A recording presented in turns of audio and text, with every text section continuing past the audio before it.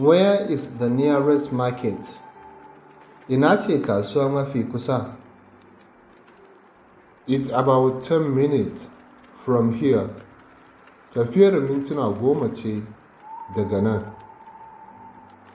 What do you buy at the market? Me kake siya a kasuwa? I buy food, clothes, and household items.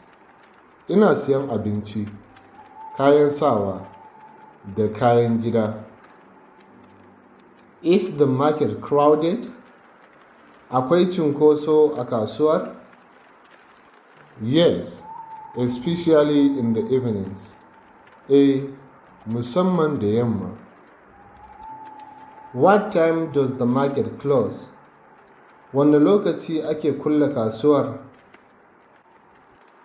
It closes by 8 p.m. Ana kulle ta da ƙarfe 8 na dare. Do you bargain at the market? Kana yin ciniki a kasuwa? Yes, I always try to get a good price. Koyaushe nakan yi ƙoƙarin samun farashi mai kyau.